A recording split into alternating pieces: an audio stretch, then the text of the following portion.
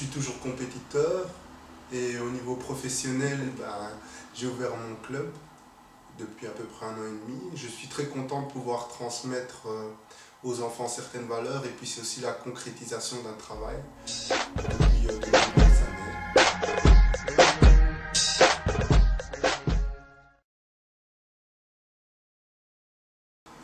Donc moi j'ai ouvert le Panthère Karaté Club à Liège il y a à peu près 1 an et demi. Ici on a environ 50 membres. Alors il y a les adultes et les enfants. Alors pour ce qui est des cours enfants, moi j'ai une méthode de travail où on travaille le côté psychologique et éducationnel. On leur fait comprendre ce que c'est que les valeurs basiques de la vie qui sont martiales, qui sont le respect, le dépassement de soi-même, perfectionnement du caractère, l'autocontrôle, être loyal et sincère. Donc voilà ce qu'on fait un petit peu avec les enfants. Et pour ce qui est du côté physique, on mélange le karaté avec de la psychomotricité. Alors pour les adultes, là évidemment on met beaucoup plus en avant le pratique. Et là voilà, on fait vraiment du karaté, hein.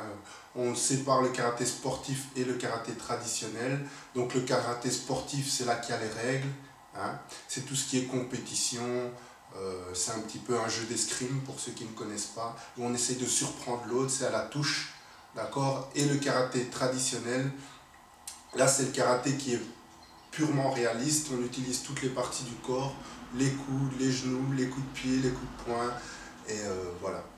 Voilà comment on travaille au Panthère Karaté Club. Yeah.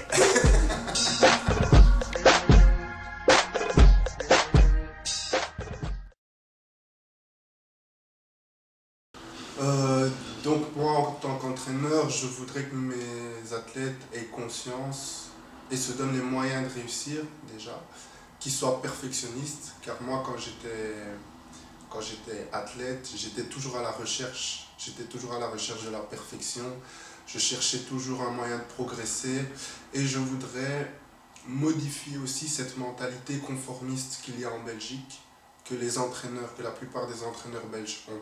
J'aimerais qu'on soit à la recherche du meilleur toujours, car aujourd'hui le karaté il évolue dans le monde et nous si on garde cet esprit conformiste, les athlètes qui sont doués ils vont faire des médailles, mais à partir d'un moment ils vont être bloqués. Et je pense que c'est ça qui fait la différence.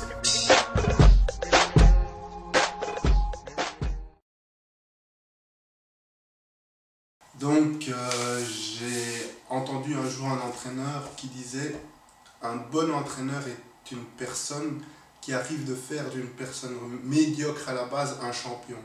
C'est-à-dire aller chercher les qualités chez chaque individu et les exploiter un maximum.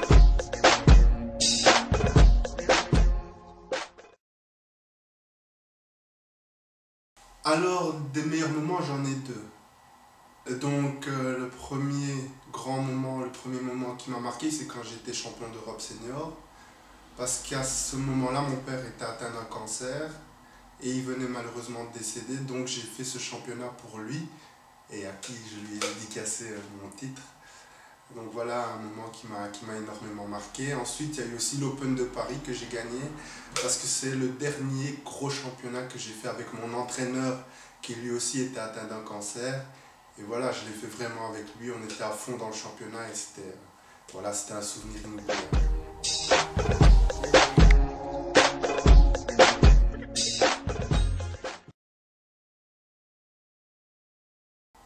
Le pire moment de ma vie sportive, c'est forcément le décès de mon entraîneur. Il n'y a pas de...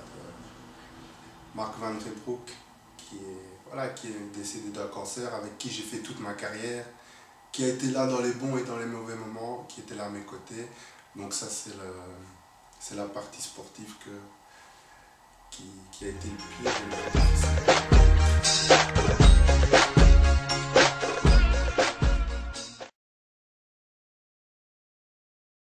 J'ai commencé le karaté à l'âge de 5 ans et j'ai eu très tôt et très rapidement des objectifs au niveau sportif qui étaient très clairs.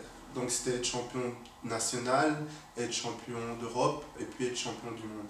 Et alors je me suis donné les moyens, donc je me suis entouré de personnes qui étaient dans ce milieu-là et qui étaient des personnes très positives et à la recherche de la perfection. Donc en 2 mots, je m'entourais de champions. D'accord? Je m'entourais de personnes qui me motivaient. Je m'entourais de personnes avec qui je pouvais aller faire des stages. Et bien sûr, ma famille qui était là, qui m'aidait. Ma petite maman qui n'est pas riche, qui n'a pas spécialement su être derrière moi tout le temps, mais qui essayait d'être là et de m'aider à performer et d'atteindre mes objectifs.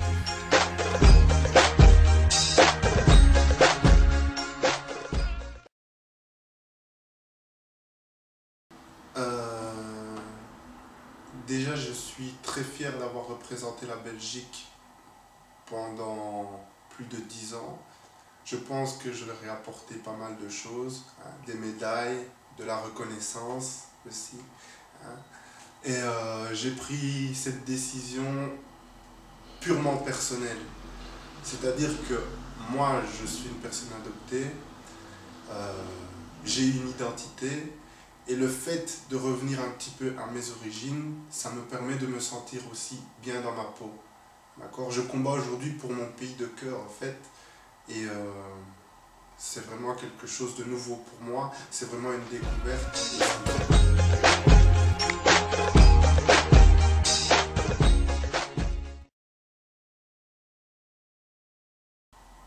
Si je devrais résumer mon parcours, ben, je suis conscient de la chance que j'ai, déjà.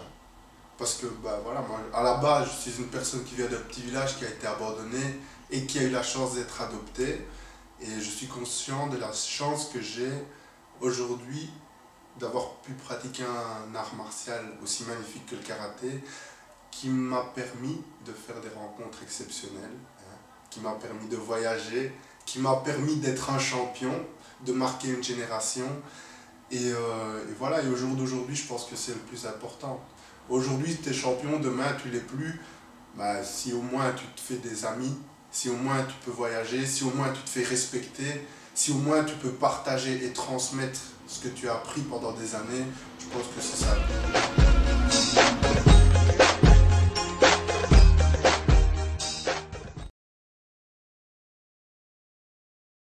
Bon, moi, je respecte énormément Diego parce que je trouve que c'est quelqu'un d'exceptionnel, non seulement comme athlète, mais aussi comme personne.